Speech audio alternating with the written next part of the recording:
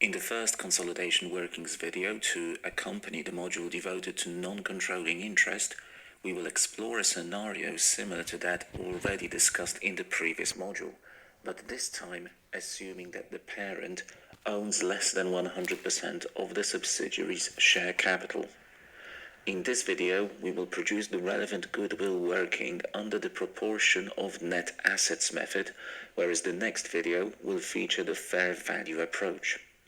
So, example 1 reads, P acquired 80% of the share capital of S for €8,000 on the 1st of January 2017, when the statement of financial position of S was as follows.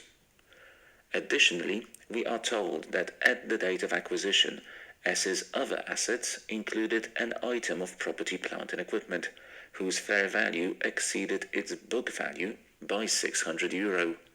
This item of PPE had a remaining useful life of 4 years, as at the acquisition date. Reading on. On the 31st of December 2017, the statements of financial position of the two companies are as follows. We are also told that as at this date, consolidated goodwill is deemed to be impaired by €300. And our job is to prepare a consolidated statement of a financial position as at the 31st of December, which therefore becomes the date of consolidation.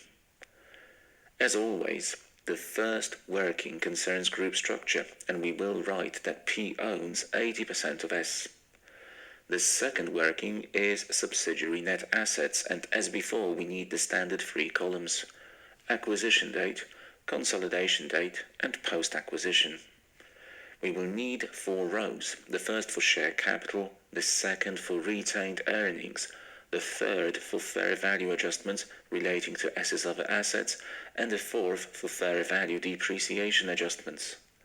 So, in the first column, we will have 5,000 in respect of share capital, 3,000 for retained earnings, an additional €600 to bring S's net assets total to their acquisition date fair value, and nothing in respect of fair value depreciation adjustments.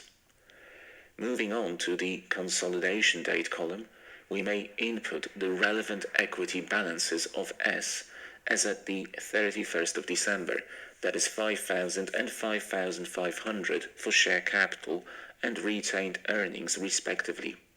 The fair value adjustment input stays at the same level as at the date of acquisition.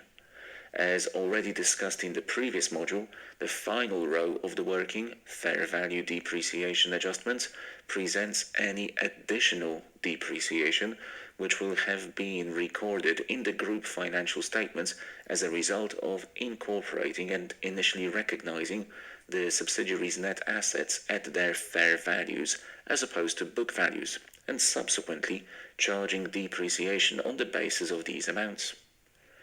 The subsidiary's other assets were initially measured at an amount that was €600 higher than their book value.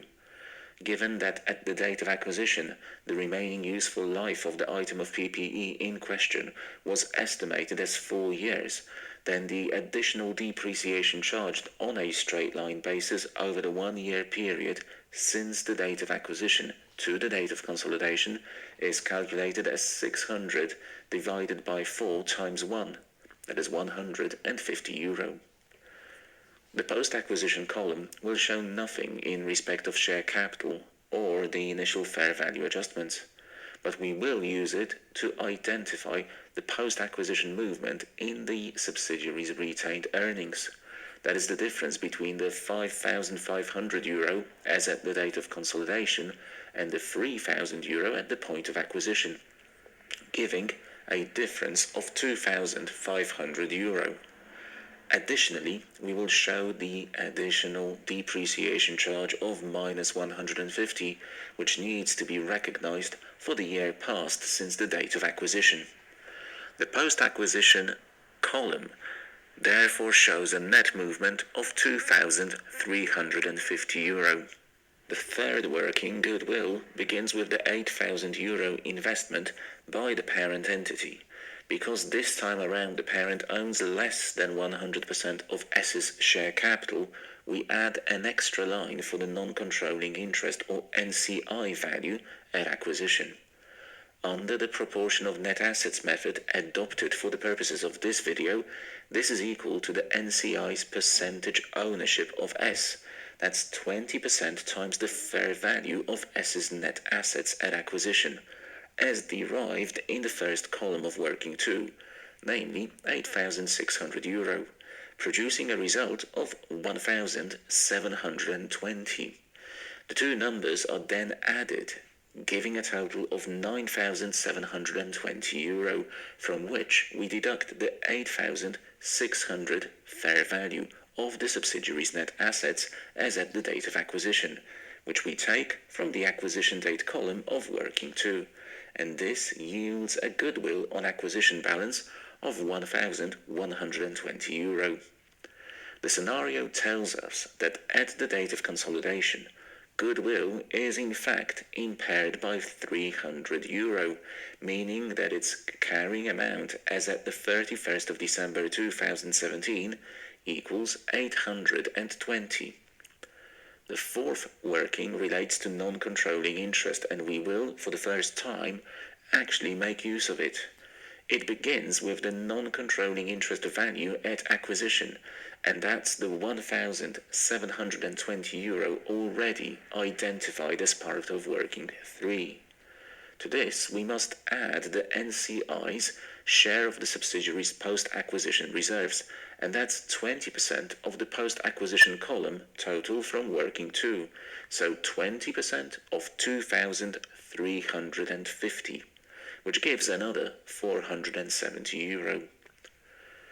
It is important to stress that when goodwill is computed under the proportion of net assets approach, as is the case in this example, non-controlling interest is not charged with any share of goodwill impairment, which is fully allocated to group retained earnings. Accordingly, the consolidation date NCI balance equals €2,190. The fifth and final working, group retained earnings, begins with the entire retained earnings of the parent as at the date of consolidation, giving 17,000, to which we add the parent's share of the movement in the net assets of S since the acquisition, as adjusted for the additional depreciation. This is equal to 80% of the outcome of the post-acquisition column from working 2, that is €1,880. As noted already, we must also deduct the parent's share of the goodwill impairment charge, which under the proportion of net assets approach is 100%, resulting in a minus 300, which brings the group retained earnings balance to 18,580. Let us now put all of the pieces together in the consolidated statement of financial position as at the 31st of December 2017. We begin with goodwill, which was computed as €820 in working 3.